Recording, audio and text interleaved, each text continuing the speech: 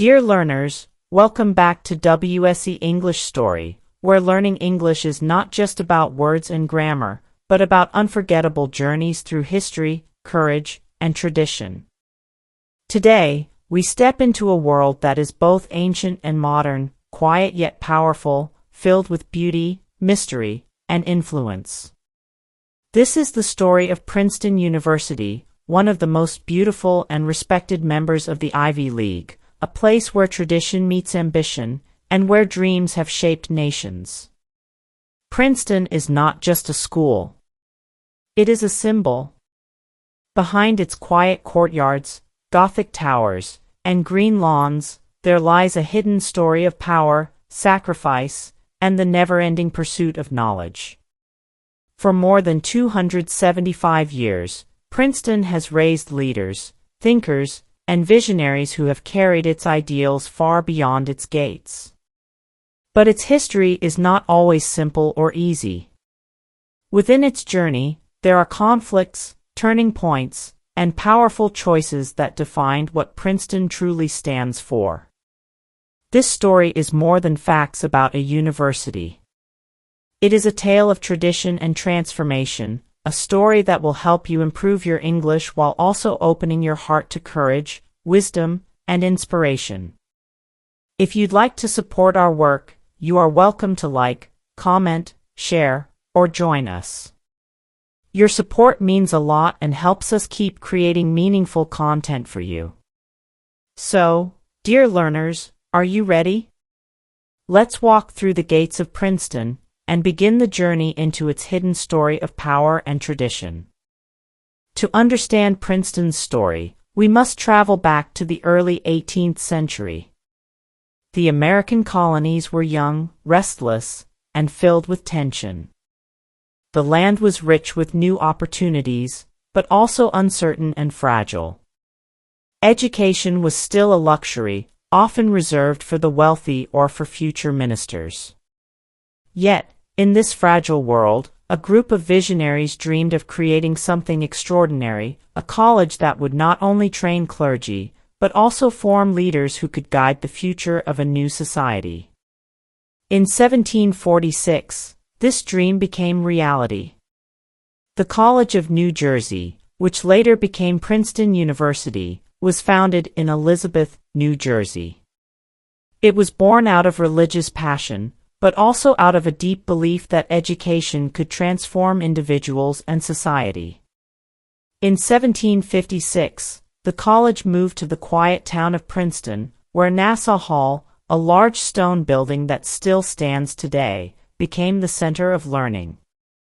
At that time, it was the largest academic building in the American colonies. Imagine the scene: young men walking across fields, carrying books under their arms, entering Nassau Hall with the hope of shaping both mind and spirit. The air was filled with the energy of debate, prayer, and ambition. But outside the classroom, the world was changing fast. Wars between European empires shook the colonies. The whispers of independence were beginning to spread. Princeton, though young, was already standing at the heart of history. The environment was not easy. America was still under British rule, and tension between tradition and revolution grew stronger every year. Students at Princeton were not only studying Latin, Greek, and theology. They were also asking dangerous questions about freedom, rights, and justice. This quiet campus, far from the noisy streets of Boston or Philadelphia, became a silent witness to the birth of American independence. It is no accident that Princeton's early graduates played such important roles in the Revolution. From the very beginning, the university was a place where ideas could not be contained. Here, the seeds of freedom, courage, and leadership were quietly planted. And yet, for those first students, Princeton was not an easy place. They lived in simple rooms, often without heat in the cold winters.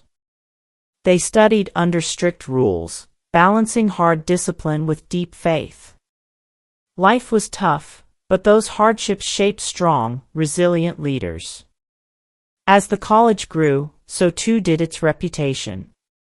By the late 1700s, Princeton was no longer just a small religious school. It was becoming a true powerhouse of thought and tradition, standing at the edge of America's greatest transformation. But as we will see, with growth came challenge. Princeton would soon face its first great test, a trial that would push it into the very center of America's fight for independence. The young College of New Jersey, which would one day be called Princeton, was barely a decade old when it was thrown into the turbulence of history. Its founders had imagined a quiet place of learning, but the colonies were moving toward conflict, and the walls of Nassau Hall could not protect the students from the storm outside. By the 1760s, whispers of rebellion against British rule had grown louder. Taxes, trade restrictions, and the heavy hand of the crown created anger across the colonies. For the students at Princeton, many of them the sons of farmers, merchants, or ministers, these struggles were not distant political arguments, they were personal. Every decision made in London touched their lives in New Jersey. The challenge was not only political. Princeton itself was fragile. It had no great wealth, no powerful patrons compared to older schools like Harvard or Yale. Money was always short. Students lived in modest conditions, and professors often taught for little pay. The college relied heavily on donations and the dedication of a small group of leaders who believed in its mission. The question was clear: could this tiny school survive in a world about to be torn apart by revolution? The answer came from within its own walls. Princeton began to attract bold and restless minds. Among its early students was James Madison, who would later become the father of the U.S. Constitution and the fourth President of the United States. He, and others like him, found in Princeton not just knowledge of books, but the courage to challenge authority. In classrooms and in secret conversations, ideas of liberty, equality, and self-government were being tested. But this was dangerous. To speak openly against Britain was an act of defiance that could lead to punishment or worse. Princeton became a place where young men walked a fine line, between obedience to tradition and loyalty to conscience, between safety and risk.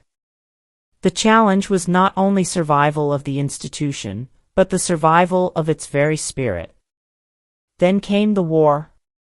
In 1776, the Declaration of Independence was signed, and America entered into open conflict with Britain. Princeton was now in the middle of it all. Its peaceful town became a battleground, and Nassau Hall itself was occupied by both American and British soldiers at different times. The college was forced to close its doors more than once, and its buildings suffered from the chaos of war. Imagine being a student then, one day studying philosophy in your classroom, the next hearing the thunder of cannons outside your window. Books and ideals met the hard reality of musket fire and marching armies. Princeton's challenge had become clear: how could a young, struggling college hold on to its mission of education while the entire nation was fighting for its life? The answer, as we will soon see, lay in resilience, sacrifice, and the determination to stand firm even when the world was collapsing. Princeton would not only survive this challenge, it would transform into a symbol of endurance in the very heart of America's Revolution. As the Revolutionary War raged, Princeton's struggle grew deeper and more complicated. The college was no longer just an academic institution. It had become part of the battlefield, both literally and symbolically. The year 1777 brought one of the most dramatic moments in Princeton's early history. The Battle of Princeton, fought on January 3rd, marked a turning point in the American Revolution. George Washington, leading a tired and outnumbered army, surprised the British forces near the town of Princeton. The fighting was fierce, echoing across the snowy fields. When the battle ended, the American flag rose in triumph. And at the center of it all stood Nassau Hall, Princeton's iconic building. For a short time, it had been occupied by British soldiers, who even fired muskets from its windows. But after Washington's victory, Nassau Hall became a symbol of American resilience. For the young college, this moment was both terrifying and inspiring. Its walls were scarred by bullets, its students scattered, but its name now stood forever linked with the cause of freedom. Princeton had faced its first great trial, and survived. But survival was not easy. After the war, the college had to rebuild. Money was scarce, buildings were damaged, and many students could not afford to return. Still, Princeton pressed forward. Its leaders believed that the nation's new future required educated citizens, and they worked tirelessly to keep the college alive. This was Princeton's first great journey, from a fragile religious school to a place of national importance. In the decades that followed, Princeton became a training ground for leaders of the young republic. James Madison, who had walked its halls as a quiet and determined student, now carried forward the lessons he had learned into the creation of the U.S. Constitution. Other graduates entered Congress, became governors, or served as judges, spreading Princeton's influence across the land. Yet this journey was not only political. Princeton also struggled with its own identity. Was it to remain mainly a school for ministers, as its founders had intended? Or was it to become something greater, a university dedicated to science, literature, law, and public service? The debate continued for years, with professors, trustees, and students pulling in different directions. But slowly, step by step, the vision of a broader education began to take shape. This was not without resistance. Some feared that expanding beyond theology would weaken the college's moral foundation. Others believed that Princeton must grow to meet the challenges of a modern nation. The struggle was constant, yet out of this tension came growth. By the early 1800s, Princeton was gaining recognition not only as a place of religious training, but as a serious intellectual center. Still, the challenges of survival never went away. The college endured financial crises, outbreaks of disease, and even student rebellions. Young men, full of energy and ambition, often clashed with strict rules and harsh discipline. In one famous incident, students nearly burned down Nassau Hall during a protest.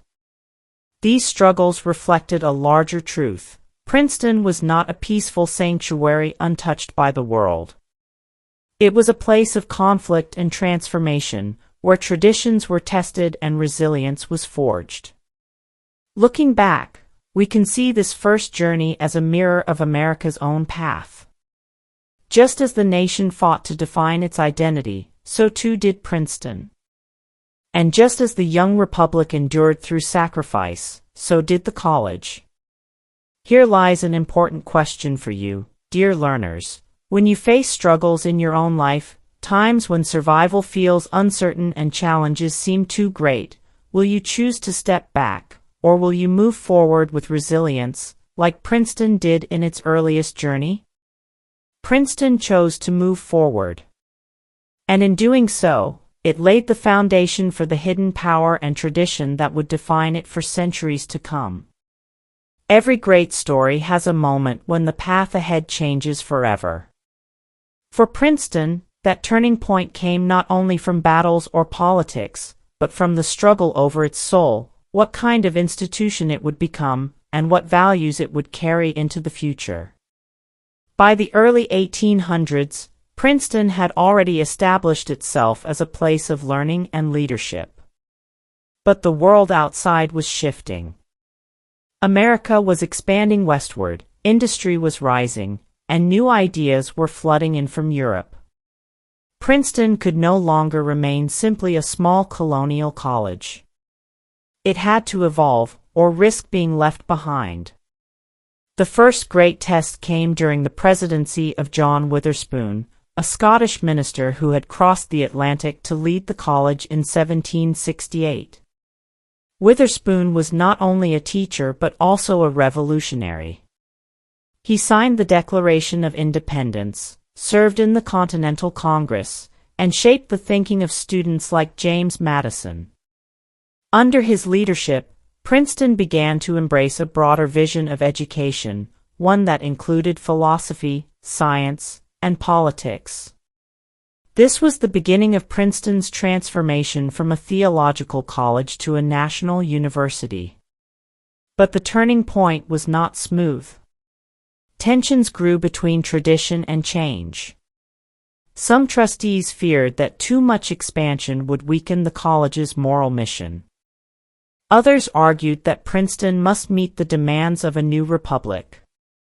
These debates often grew heated, but they forced the college to ask the most important question of its existence: should it remain tied to the past, or should it open itself to the future? The answer came through both crisis and opportunity. In 1802, Nassau Hall was nearly destroyed by fire. The flames swept through the building, reducing classrooms, libraries, and dormitories to ashes. For a moment, it seemed as if Princeton itself might die. Yet from this disaster came renewal. The college rebuilt stronger than before, raising funds, expanding its facilities, and recommitting itself to the pursuit of knowledge. The fire, while devastating, became a symbol of rebirth, a turning point that pushed Princeton into a new era. This renewal was not only physical. Princeton's academic mission grew broader. By the mid-19th century, the college introduced new subjects, including the sciences, engineering, and modern languages. The campus expanded, and the student body slowly began to diversify, though true inclusion would take much longer to achieve. Still, the transformation was underway. Princeton was no longer just a training ground for ministers. It was becoming a center for leadership in politics, law, and science. And yet, even as Princeton grew, shadows remained. The college, like many American institutions of the time, was deeply connected to slavery. Some trustees and donors benefited from it, and the campus itself was shaped by this painful history. Princeton's turning point was therefore not only about growth, but also about confrontation with uncomfortable truths. To move forward, it would one day have to face this part of its past, a struggle that continues in modern times. In the 20th century, another decisive turning point came with the leadership of Woodrow Wilson, who served as Princeton's president before becoming the 28th president of the United States. Wilson reshaped the university into a modern research institution, pushing for new academic standards, graduate studies, and international recognition. His reforms were bold, often controversial, but they marked Princeton's true arrival on the global stage. Through fire, through conflict, through reform, Princeton continually chose transformation over stagnation. These turning points gave it power, but they also demanded sacrifice, of comfort, of certainty, of the security of tradition. And here, dear learners, is a question for you. When life presents you with a turning point, a moment when the old ways no longer work, do you cling to what is familiar, or do you embrace the risk of transformation? Princeton's story shows us that true tradition is not about staying the same. It is about carrying core values forward while daring to change. That was the hidden strength that allowed Princeton to grow from a fragile colonial college into one of the world's great universities. Every story of tradition and power eventually faces a climax, a moment when survival depends not on comfort, but on sacrifice. For Princeton, this climax came in waves, as the university was repeatedly called to prove its values in times of crisis. The first great climax was the Civil War.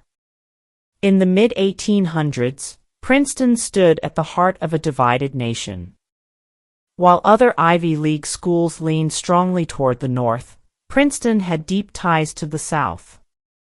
Many of its students came from wealthy Southern families, and some of its trustees defended slavery. When war broke out, brothers on Princeton's campus found themselves on opposite sides of the battlefield.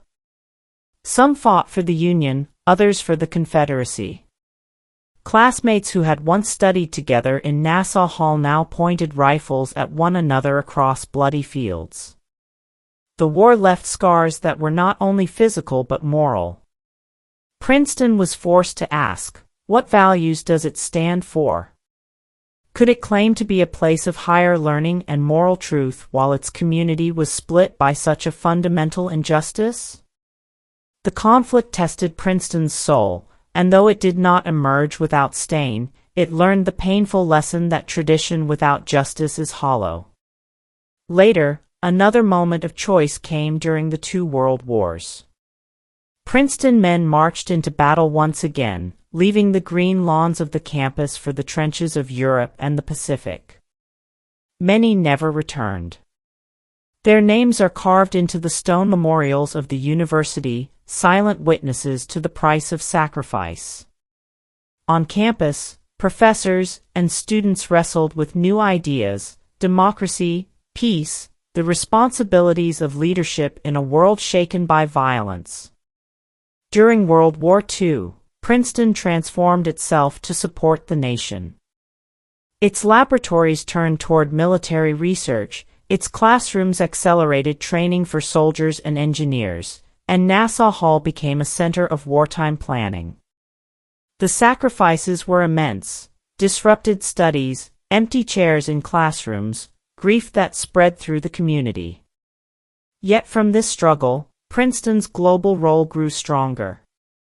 It became not only a school of tradition but a school of service. Perhaps the most symbolic climax came with Woodrow Wilson himself. Once Princeton's president, later America's president, Wilson carried Princeton's ideals into the global arena. He dreamed of a League of Nations, a world united in peace. His vision was noble, but it came with sacrifice, political battles at home, personal health that broke under pressure, and bitter opposition that left his dream unfulfilled.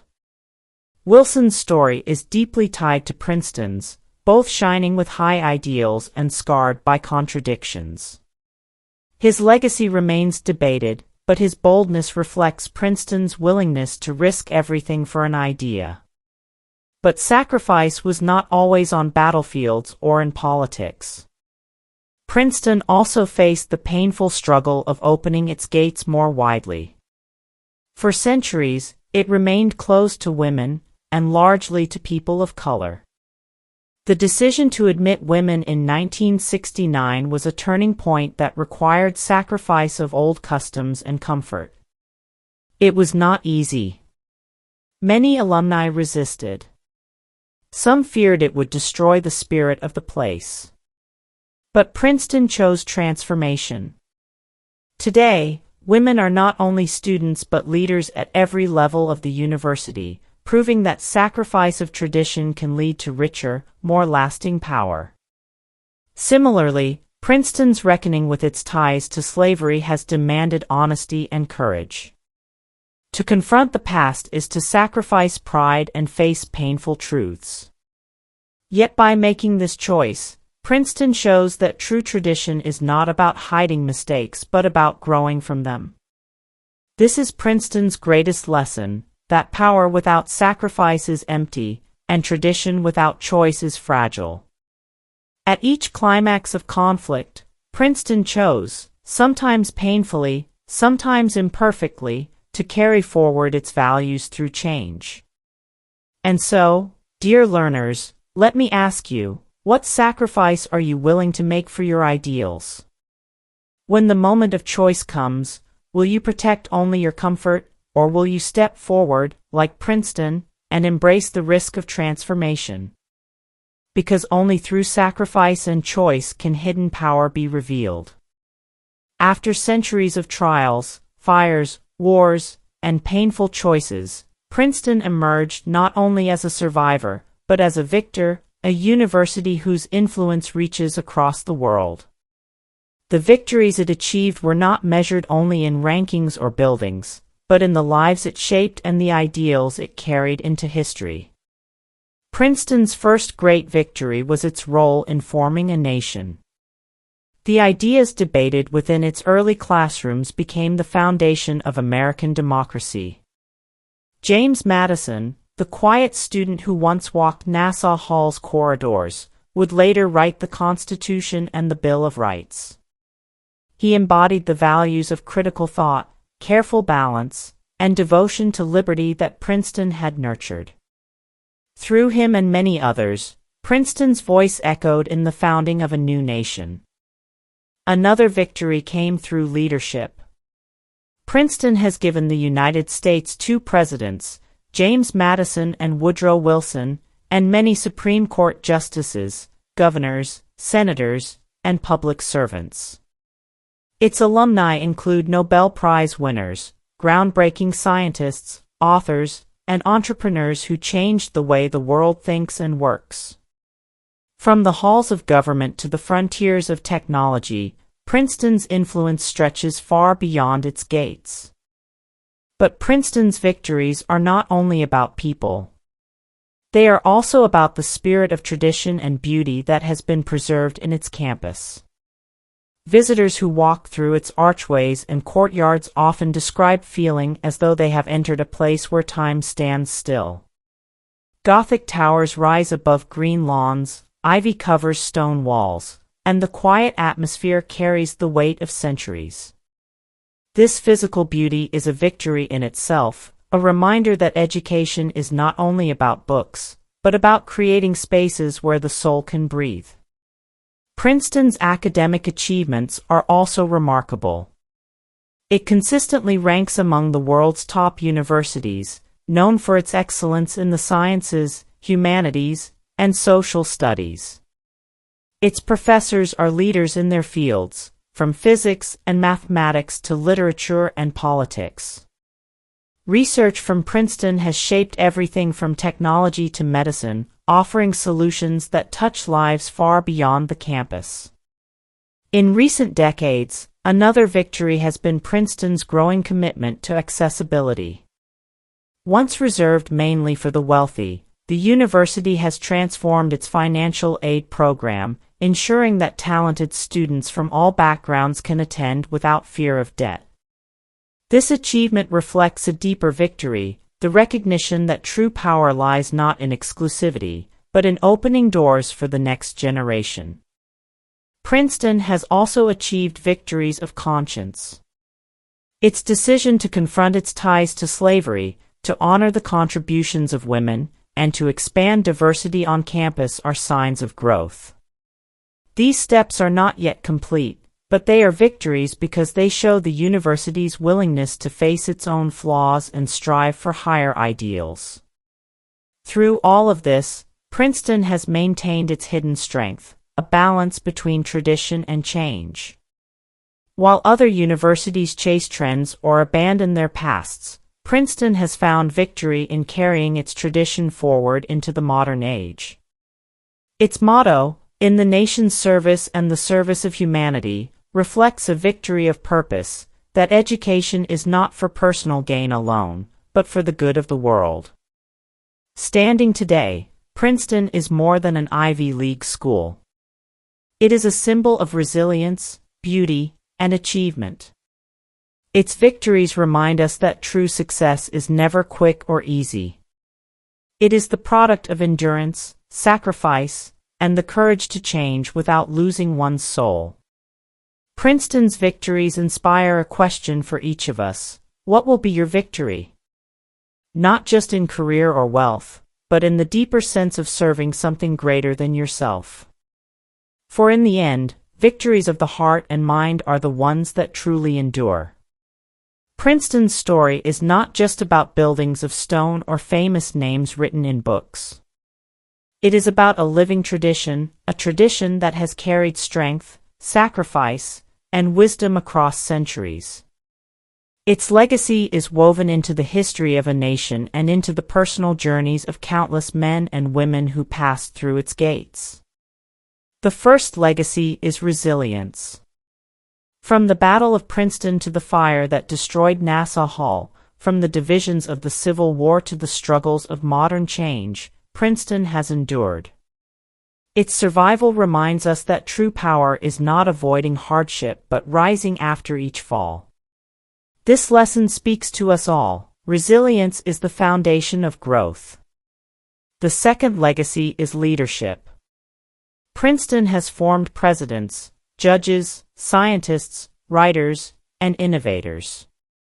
But more than titles, it has shaped people who carry a sense of duty to serve.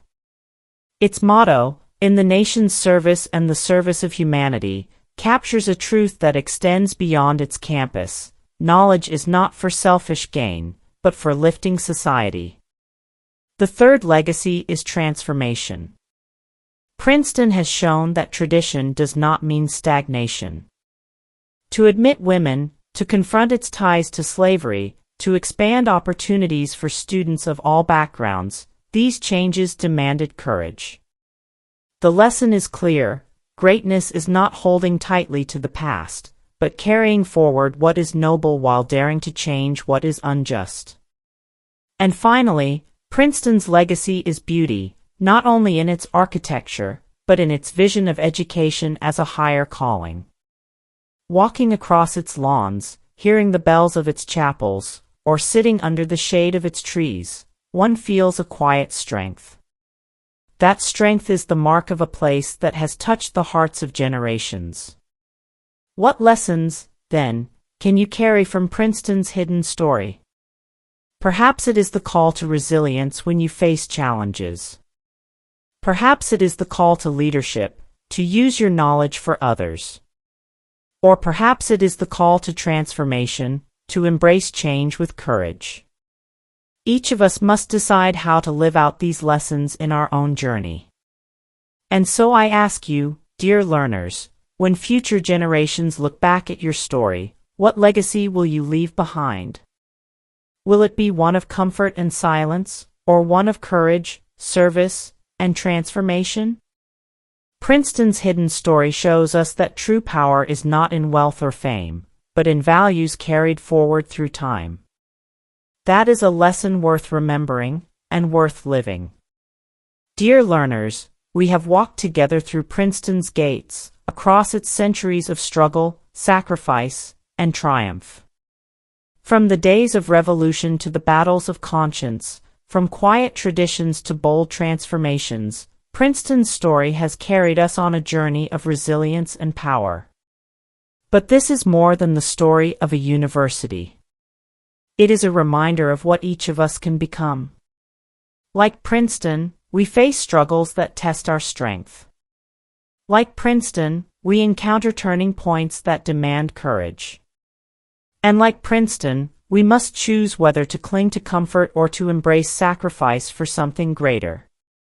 James Madison once wrote that the advancement and diffusion of knowledge is the only guardian of true liberty. His words, born from a mind shaped at Princeton, still speak to us today. Knowledge alone is not enough. It must be shared, lived, and used in service to others. So, as you reflect on this story, ask yourself, how will you use your knowledge? What legacy will you leave? Princeton's lesson is clear: the greatest tradition is service, and the greatest power is the courage to transform. If this story has touched you, carry it forward. Share it with others, spread its message, and let it inspire new journeys of learning and hope. And if you'd like to support our work, remember that every like, comment, and share helps us continue creating meaningful stories for you. Until next time, dear learners, keep learning, keep growing, and keep daring to dream. Because, like Princeton, your hidden story of power and tradition is waiting to be written. Goodbye for now, and see you in our next story.